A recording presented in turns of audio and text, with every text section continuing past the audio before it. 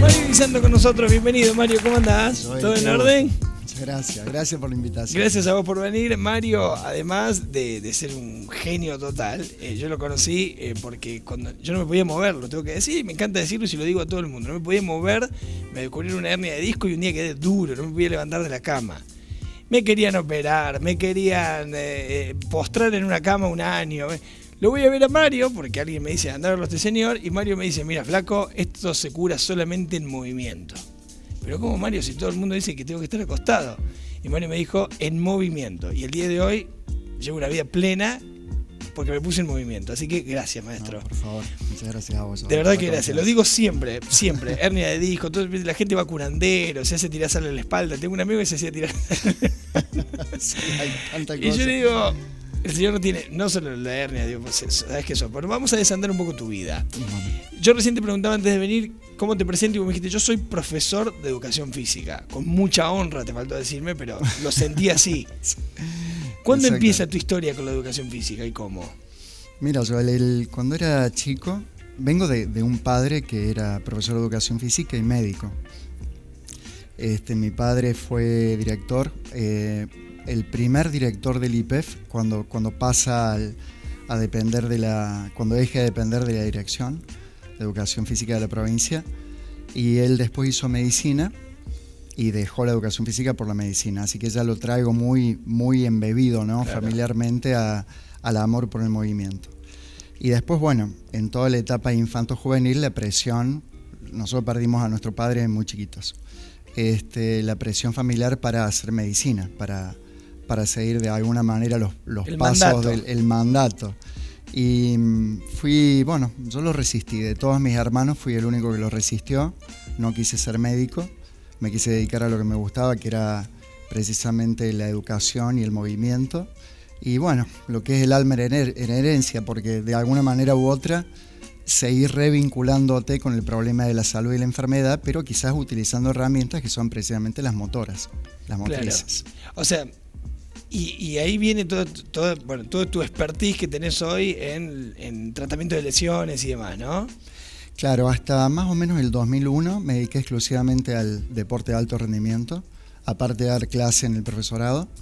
¿A qué te referís con deporte de alto rendimiento? ¿Dónde laburabas? Clubes, trabajaba en clubes, trabajaba en primera división de fútbol. ¿Con qué clubes trabajabas? Trabajé del 88 al 2000 con Belgrano. ¿Del 88 al 2000? Estuviste Sí. 12 años. 12 años, 2 o 3 años por ahí que tuve como un pequeño lapso.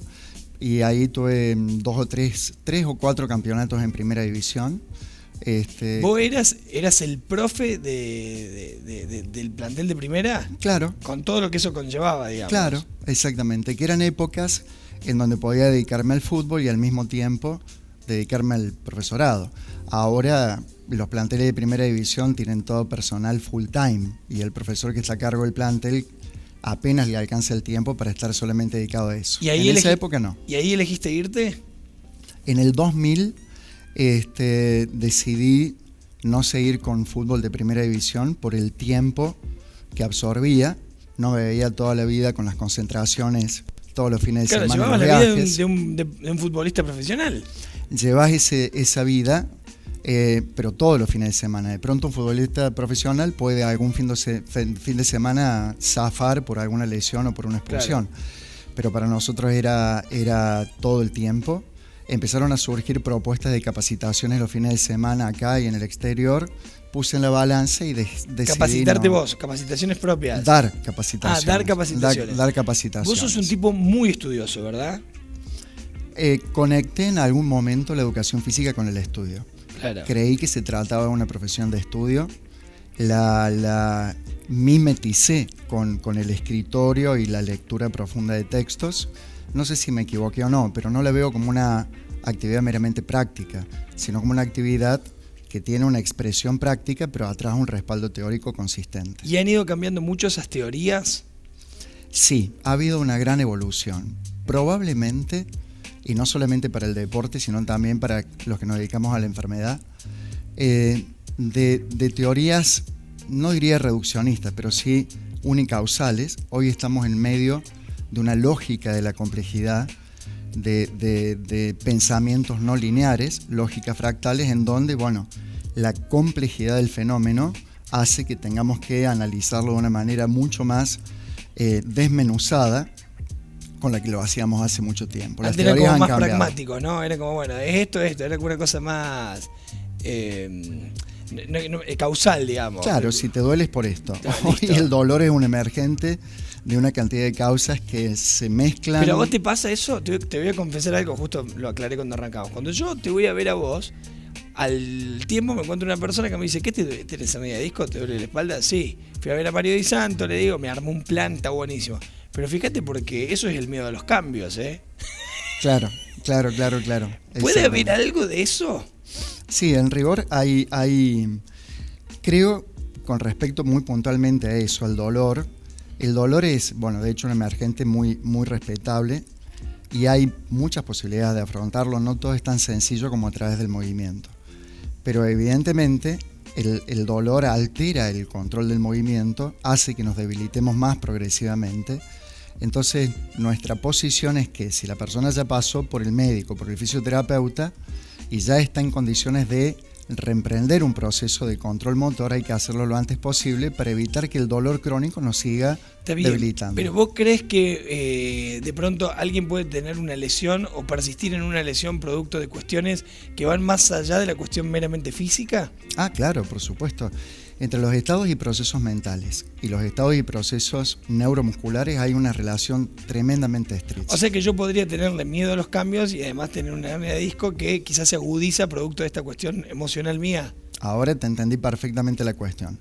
Sí, aunque no nos corresponde a nosotros, por limitación de profesión, intentar desilvanar esa madeja que vincula el emergente, que es el dolor, con algún estado o proceso mental. Claro, vos me vas a decir, anda al psicólogo a ver eso. La tiene que hacer un especialista. Claro, yo te trabajo la hernia de disco como yo lo aprendí, yo lo estudié desde lo físico. Exactamente. A ver, vamos a repasar algunas cosas. Mario Di Santo habló sobre los beneficios generales de la educación física. ¿Cuáles son los beneficios generales de la educación física? Creo que hay muchas definiciones de la educación física y mucha hasta controversia respecto a eso. Pero creo que lo que la educación física ha hecho desde que lo es diseñar programas de intervención a través de prácticas motoras y supervisarlos, en virtud de las cuales un valor social considerado importante es materializado. Y lo que la educación física ha elegido a lo largo de toda esa historia son prácticas motoras accesibles para todos. Por eso es que en los profesorados no estudias, por ejemplo, de deportes que solamente practica gente de cierto poder adquisitivo, claro, sino que siempre hemos intentado utilizar esas herramientas, la gimnasia, el deporte, para transmitir valores educativos. Y toda esta etapa en la que estamos, ¿no? La tecnología por doquier, los niños cada vez más sedentarios, niños, niñas cada vez más sedentarios, el celular a la orden del día, etcétera. ¿Viene a jugarle un partido importante a esto que vos estudiaste tanto? Hay algunos que hablan de esto como una catástrofe desde el punto de vista biológico, porque no solamente están las enfermedades metabólicas, sino también las posturales, las enfermedades perceptuales y todo lo demás a partir de la tecnologización extrema de la vida cotidiana. Implica para nosotros un desafío y el encontrar de alguna manera seducciones hacia un estilo de vida con movimiento de por medio, cuando hay una atracción tan fuerte por parte de otros recursos y que llevan a la gente a un estado de lo que llamamos hipocinesia, para no llamarlo sedentarismo, extremo, con todas unas consecuencias nefastas para la salud. ¿Cuál es la diferencia entre el sedentarismo y la hipocinesia? El sedentarismo es un concepto social histórico. Marca el momento cuando hace 10.000, 12.000 años los grupos nómades se instalaron en un lugar, empezaron a cosechar, a acercar animales y ya no necesitaban ir de un lado para el otro para poder conseguir los recursos para la sobrevivencia. Técnicamente hablando, somos todos sedentarios, porque estamos en un solo lugar y no estamos desplazándonos como nómades. Claro. La hipocinesia es un estado biológico subumbral en donde órganos, aparatos y sistemas, digamos, reciben estímulos por debajo de lo que necesitan para constituirse como tales y por lo tanto degeneran, atrofian y de ahí las consecuencias para la salud. Lo que estás diciendo es que lo dijiste de un tecnicismo absoluto. Muy grande, sí, pido disculpas por eso. Está bien, eso. no, pero básicamente lo que le está diciendo Mario es que si no se mueven, si no movemos lo básico, muchos de nuestros músculos y desarrollo físico se empieza a atrofiar con los problemas que eso puede totalmente, exactamente. A futuro, ¿no? Por ejemplo, nunca como hoy en la historia de toda la humanidad, el sistema musculoesquelético estuvo tan infraestimulado como ahora. Infra significa que no estuvo estimulado, que no tenemos estimulación suficiente. Nunca hemos sido tan... el término nunca técnico hemos estado tan quietos. Exactamente. Sarcodinapenia, pérdida de masa muscular y pérdida de fuerza. Nunca como en esta etapa de la historia de la humanidad. Hago un consejo y la seguimos, ¿dale? ¿Cómo no? Muy bien, seguimos con Mario Di Santo. Mario, encontré esta publicación que dice: Neurociencia, el secreto mejor guardado de los clubes. ¿Qué es la neurociencia? En rigor, la neurociencia es un conjunto de disciplinas de las cuales puedes fundamentar el acto motor y el movimiento. Son numerosas, hoy escriben más sobre el cerebro hasta los matemáticos y los físicos que los biólogos. Algunas de estas disciplinas tienen sesgo biológico. ¿Qué es esta revolución que está habiendo o grandes cambios en muchos de los clubes de Europa? Es entender que no solamente se pueden entrenar propiedades motoras como la fuerza, la flexibilidad, la estabilidad, la agilidad o el equilibrio, sino que también hay, propiedades cognitivas, ejemplo, percepción, memoria, toma de decisiones, estimación visual, visoespacial, cálculos de tiempo, que son también entrenables a través del movimiento. Es decir, que el target del entrenamiento ya no es solamente el músculo o la articulación, sino también las funciones cognitivas. Y eso es lo que está creciendo progresivamente en el mundo. ¿Y por qué dice que es el mejor secreto guardado por parte de los clubes? No sé si es algo así como un secreto, pero hay clubes que tienen muy buena performance en donde entrenan este tipo de funciones cognitivas. Hay especialistas que lo hacen. Lo que pasa es que todos sabemos que lo hacen. Encontré un video tuyo donde habla de los tips de preparación física, neurociencias y entrenamiento. Dice la carátula del video. Que no lo desarrollé todo porque lo quería charlar con vos. Claro, exactamente. Pero ¿a qué hace alusión, Diego? ¿Vos me podés dar tips a mí para aplicar neurociencia y entrenamiento? A ver, sería difícil de algo así como tips, pero podríamos afirmar, Joel, que se pueden perfectamente entrenar funciones cognitivas al mismo tiempo que me estoy moviendo. Y entrenar, por ejemplo, percepción, memoria y toma de decisiones al mismo tiempo que estoy desplegando acciones con mi aparato locomotor. Eso aplicado a un futbolista, está claro los resultados que uno puede obtener, ¿no? O sea, el futbolista puede ir tomando decisiones a medida que corre, a medida que da un pase, etcétera. Ahora, ¿cómo aplica eso en la vida cotidiana de un ser humano que no se dedica al deporte profesional? Hay una línea muy fuerte de trabajo, sobre todo para la preparación del adulto premayor y mayor, que combate el avance de las enfermedades degenerativas del cerebro. Y Alzheimer, tiene que ver, por ejemplo. Exactamente. Y tiene que ver con empezar a entrenar estas funciones cognitivas durante el movimiento propiamente dicho. Y no se trata de andar en bicicleta resolviendo crucigramas. ¿Y de qué se trata? Sino entonces? De ejercicios que involucran una motricidad plena y con un gasto calórico importante, en donde al mismo tiempo que me estoy moviendo, expresando fuerza, flexibilidad, equilibrio y hasta lo que sea, desplazamiento, salto, tengo una función cognitiva implicada en simultaneidad, como por ejemplo visión central, periférica, memoria o lo que fuere. Pero a ver, dame un ejemplo concreto, un ejercicio concreto. Vos me dirías, Joel, corre, a ver, dame un ejercicio concreto. Sí, por ejemplo, paso conos, claro, y al mismo tiempo que paso conos a la mayor velocidad posible, sin tocarlos, ejemplo, recordar nombre de las maestras que tuviste en la escuela primaria. ¿Y los tengo que ir diciendo en voz alta? Exactamente. No es lo mismo que hacer un zigzag entre conos sin tener una acción mental, un acto mental cognitivo simultáneamente. Por lo tanto, ¿qué es lo que produce cuando al mismo tiempo que estoy haciendo un ejercicio de velocidad o fuerza, involucro una función cognitiva? El ejercicio tiene menos expresión, ya sea en velocidad o fuerza, porque hay un obstáculo cognitivo que retrasa la expresión del movimiento. Pero, ojo con lo que dijeron. Quiere decir que si yo estoy pensando en el nombre de mis maestras del primario, por ejemplo, voy a correr más lento. Obvio. Exactamente. Entonces la pregunta es, ¿cuál podría ser la utilidad si corro más lento. Y la utilidad es que en el deporte, en definitiva, siempre hay actos cognitivos de por medio. Claro. Un futbolista, un basquetbolista corre, salta, al mismo tiempo que tiene que percibir, tomar decisiones y recordar. Por lo tanto, la tesis es, también tengo que entrenar esas funciones en la preparación física para esperar menos reducción o menos caída de esas depresiones cuando estoy compitiendo y tengo que involucrarlas. ¿Esto, Mario, ya se está aplicando, digamos, a personas que no hacen deporte de manera profesional? Digo, de pronto, una persona, un adulto mayor ya lo está empezando a practicar. ¿Vos ya lo estás entrenando con gente hacemos. Común y corriente, por llamarlo de alguna manera? Lo hacemos, y me atrevería a decir, Joel, que es hasta un imperativo categórico. O sea, es alternativo que un joven, un adulto, lo haga o no.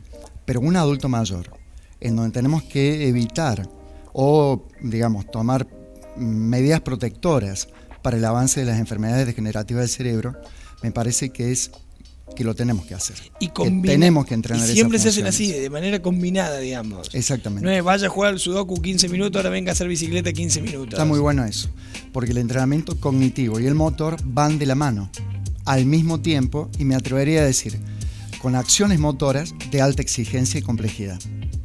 No es fácil, ¿eh? Yo me estoy imaginando es complejo. Esquivando cono y pensando en mis docentes del primario. Por ejemplo. Sí, exactamente. O contando de atrás para adelante, qué sé yo, lo que sea, lo que se te ocurra. Pase-recepción con miembros inferiores y superiores. Claro, de la cintura para abajo, hemisferio sur, de la cintura para arriba, hemisferio norte. Del lado derecho países, del lado izquierdo capitales. De acuerdo a lo que te voy nombrando, el segmento con el que tenés que actuar. Es bravo. Vos me decís es muy un país y yo tengo que responder con la derecha. Me decís una capital y tengo que responder con la izquierda. Por ejemplo. Si es del hemisferio norte, con la parte de arriba, y si es del hemisferio sur, de la parte de abajo. Entonces, ¿eso qué es lo que complejo. Trabajas la plasticidad neural para que luego la conmutación de esa información sea mucho más rápida cuando no tenés ese desafío. Entonces, mira, así de la misma manera en que vos levantas pesas para ser más fuerte, pero no entras con las pesas a jugar al básquet o al fútbol, claro. De la misma manera estos obstáculos cognitivos aspiran a que sin ellos, luego en el campo de juego, todo tu procesamiento de la información sea más fluido. Hago una cosita antes de ir al cierre, es porque está interesantísimo. Sí, y muy interesante, me sorprendió, yo pensé que iba por otro lado. El experto argentino, dice La Nación, no lo dice Joel Rossi, dice el diario La Nación. El experto argentino en neurociencias que capacita al Barcelona y otros grandes. El cuerpo es un rastrojero, ¿dijiste vos? Eso fue en su momento como un símil, claro, en el sentido de que a un rastrojero primero tenés que alinearlo, balancearlo, ajustarle las ruedas y recién le cargas los melones y empezás a hacer kilómetros. Hacíamos alusión a que para practicar deportes, aún para salir a correr, tengo que estar primero preparado. Volviendo solamente a la parte del experto argentino en neurociencias, ¿te ha tocado capacitar al Barcelona?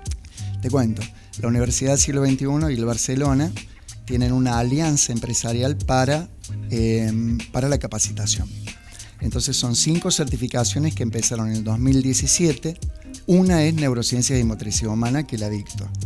Esa es la que, digamos, ha crecido más, tiene mayor cantidad de adherentes, gente que ha tomado la certificación, y vamos por el nivel 2. Está bien, pero ¿y cómo involucra a Barcelona esto? Viajamos al Barcelona para armar toda la capacitación y se hace en sinergia con los profesores del Barcelona. ¿Vos armás los planes, digamos, de entrenamiento? No, es una certificación en neurociencia y motricidad humana. Para que ellos después apliquen directo. Exactamente, no es que yo trabaje con el plantel, no. Claro. Bueno, pero fuiste el que los fue a capacitar para que ellos lo hagan. Espero que usen varios de esos conocimientos. No me consta, pero calculo que sí, porque se ha difundido mucho y gran parte de los profesores del Barcelona han hecho esa capacitación. ¿Y esto cuándo lo sumaste a tu vida profesional, a esto de la neurociencia? ¿O desde siempre vos consideraste esto como parte exclusiva también? Desde ni bien recibido, yo me recibí en el 87, desde el 88 empecé a estudiar ese aspecto que había sido bastante débil en la formación de grado, claro, que es precisamente la neurobiología. O sea, ahí fuiste un visionario. Y le empecé a dar por ese lado desde el 88, formándome solo, comprando libros, consultando profesionales. Le empecé a meter por ese lado desde el 88. Tuvimos después una materia optativa de 5 años, entre el 98 y el 2002, y ahora desde el 2013 en adelante nuevamente una optativa en el profesorado, que es Neurociencia y Motricidad Humana. Qué maravilloso. Muy lindo. Corte muy chiquitito y ya venimos para cerrar con Mario Di Santo. Mirá. Tu vida al alcance de mis dedos. Muy bien, nos quedan unos minutos con Mario Di Santo. Mario, dijiste en algún momento en una entrevista que te hicieron en la mañana de Córdoba, las políticas preventivas se vienen instalando con más fuerza. ¿A qué haces alusión con eso? En rigor, el concepto de prevención también tiene sus bemoles, porque prevenir viene de praeventus, quiere decir evitar que algo suceda, pero no sabemos si va a suceder porque corresponde al ámbito del futuro y no somos adivinos. Tal cual. En realidad tenemos que hablar de políticas protectoras que reducen la probabilidad de la aparición de eventos. Y en ese sentido, a nivel exclusivamente deportivo, los clubes vienen reforzando lo que es el diagnóstico que detecta alteraciones del control del movimiento para articular programas que reduzcan la probabilidad de que la gente se lesione. A nivel ya el no deportista, son todas políticas de detección de factores de riesgo y puesta en acción de programas para que la gente mejore su condición física y evite tener episodios del día de mañana. ¿Y el principal enemigo acá somos nosotros mismos o es la falta de educación? Ahí va el tema. Cambiar un hábito es muy difícil. Decía Einstein que es más fácil desarmar un átomo que un hábito. Entonces, creo que una de las grandes funciones de la educación física en la etapa infanto-juvenil tiene que ver con la creación de esos hábitos. Que no es solamente, chicos, den una vuelta a la manzana. Por supuesto, crear. El caso particular, empecé en el deporte porque mi profesor de la escuela primaria y secundaria le dijo a mi mamá que sería bueno que me mande a hacer deporte a otro lado por haber reconocido algunas capacidades. Claro. Fue el profesor de la escuela el que hizo el puente con el deporte. Y el deporte te va generando una serie de hábitos que hoy conservo. Llego a mi casa de trabajar, dejo el bolso, me saco esta ropa de gimnasia, me pongo otra ropa de gimnasia y salgo a hacer ejercicio todas las veces que no viajo, porque quedó el hábito desde la etapa infanto-juvenil. O sea, te quedó el hábito de hacer actividad física. Todos ¿Qué haces? los días ¿Salís a que no correr? viajo. ¿Qué haces? Salgo a entrenar gimnasio, hago entrenamiento funcional, salgo a correr los fines de semana. Todos los días que no viajo necesito saber que me he movido, como es la misma necesidad de saber que algo he leído, que algo cambié, que algo evolucioné. ¿Vos decís que todos podríamos tener esos hábitos? Es si difícil. nos lo instalan, si nos lo indican, digamos. Si nos indican, la probabilidad es mayor. Aunque la adherencia al movimiento espontáneo tiene mucho sesgo genético.